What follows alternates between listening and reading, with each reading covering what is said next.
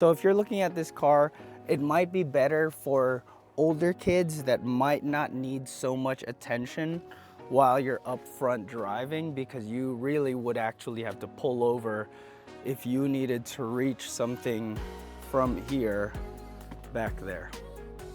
Hey everybody.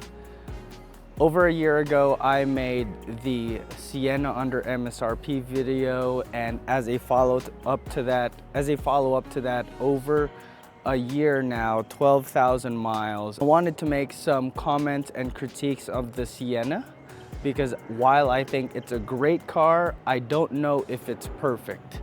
A couple things that I would consider is definitely looking into the Honda Odyssey or even just an older Sienna for a couple reasons that I'm about to get into. So the first thing that I want to get into is just where you spend the most time, which is going to be with the seats specifically. So we have the XLE, and in this XLE, it's got this pleather kind of upholstery. Hope you can see it right there. And it is fine to the touch. My critique here is that over the summers, this will stay very hot. It feels like the seat warmers are on, but it's not. It's just gonna stay very hot. So what happens is you've got a very cold HVAC system coming in, and then your back will just be very sweaty to the touch. So that's the first thing as far as the seating arrangement goes. So the second thing about seating is just that I think it might be too big for someone who is 5'7". I know it's a big car, but driving around, it took me a lot of tries to figure out how high or low I would want the seat. And this is about the driving position that I usually have. I think it gets me as close as possible to what I have in my Tacoma, because I really like the tighter cockpit position. And what becomes an issue here is that as big as this car is as far as headroom, is that when I put this seat down, when I put the visor down, it rarely covers the sun when I'm actually driving. I'm sure it looks fine in the video, but in practice, I don't feel like putting down the sun visor in a lot of scenarios actually works out for me. Then the second part of a tighter cockpit here is that I have to kind of put my elbows out further than I would if I were in a tighter car such as here. Not too bad on the right side, but when I switch to the left, it really feels like an extension. Let me get a different angle. Yeah, so here is the position of the armrest. I think I prefer it right here if possible, rather than right there. One of my biggest critiques of the Sienna is that these cups don't fit in a lot of the cup holders. I think these Yetis, this is the 20 ounce, have become kind of the standard size for bases. But as you can see here, they fit in these two cup holders, but they don't fit here, they don't fit here, and definitely the big one does not fit in that either. So essentially for the driver itself, you've only got two cup holders that will hold it, because they sort of go down here, but it's pretty clunky. You can see it's like right up on the top. Maybe this one is better, but the big one does not fit in those cup holders. So with the Yetis, you can only fit cups on here.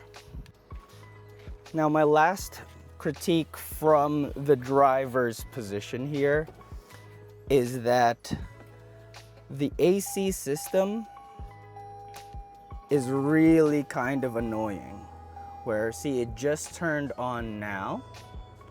And the air is gonna be cold, that's fine. But I'm not really sure what this AC button does, because it's blowing cold right now. I press it and now it says AC on. Does that mean AC was off? Does that mean AC was off before? So I tried it, pressed it again, and now it says AC off. So what does it mean when you start it up and the AC, there's no light regarding the AC? That's one critique there. And this is maybe a point just for older cars, is that these numbers are relative to maybe the outside temperature that the car sees, but it's still not one-to-one. So sometimes what happens is you're driving and the temperature will change because it gets hotter outside or colder outside, especially on road trips. Or maybe this is cold enough, the sun starts beating on you, and then all of a sudden it's not cold enough to use this. So now that we're done with the front, let's start talking about the middle seat and the back seat. One of the supposed pros, sorry, that must be really loud. One of the supposed pros of the van is that it's got way more storage space. But what they don't tell you is that there's potentially too much storage space.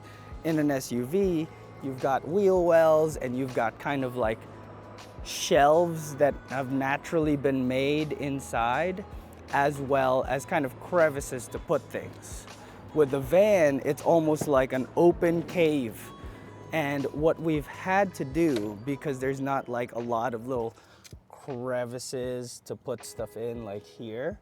I know there's backseat stuff, but to survive all of the baby storage, we've had to get one of these little caddies so that everything stays a little bit more organized rather than just having it all out on the floor back here. The example that I'm gonna use is that when you're buying moving boxes, you don't just get a bunch of large boxes and fill them up as much as possible. There's times when you need a small box or a medium box because of weight or whatever the items are, to make it much easier if you're getting smaller boxes. So I think that's one critique here. Now let's get to what I think is the best seat in the house. I actually think that one of these two captain chairs is the best seat in the house because it's the opposite of what I said was going on up front. Now, if I'm taking a seat in the captain's chair, you can put these down, and this is right around that area that I'm talking about. I think this is the best seat in the house because of that. And then you've got plenty of leg room here.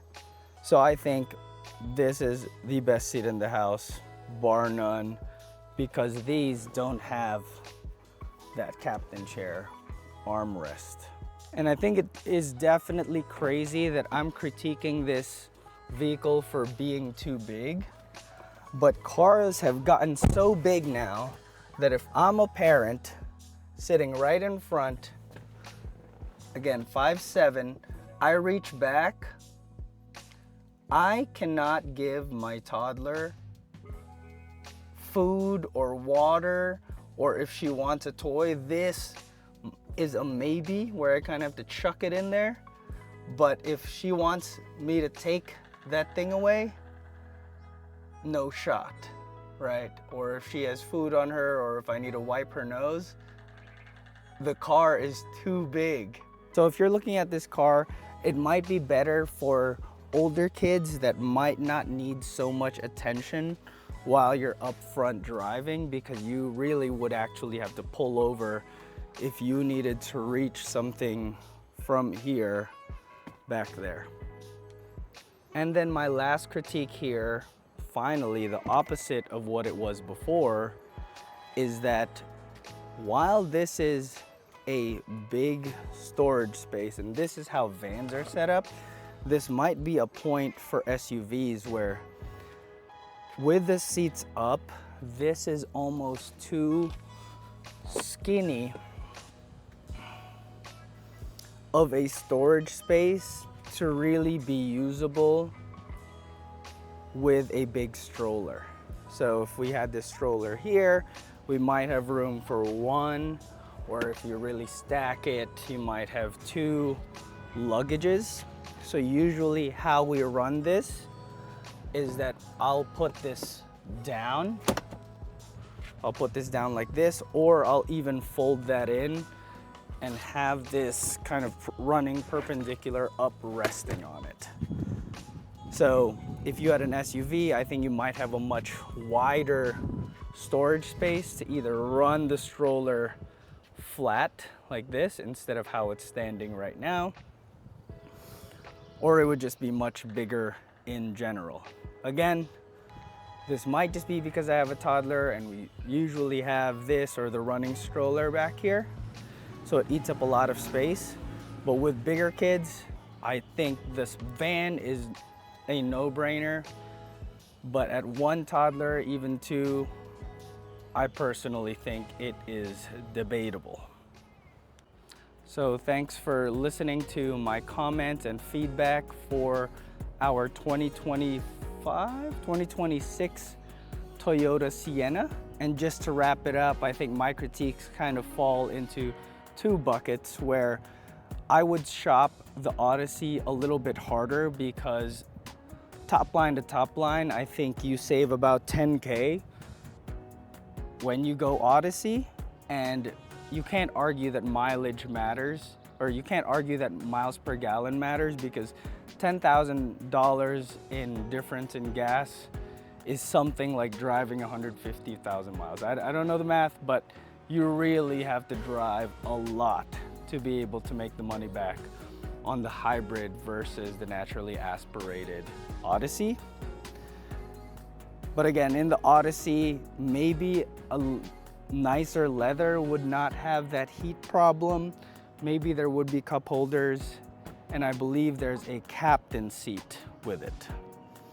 I would shop an older car, maybe a 2018, I don't know when the Sienna's changed over, 2016 Sienna, because there's almost too much legroom.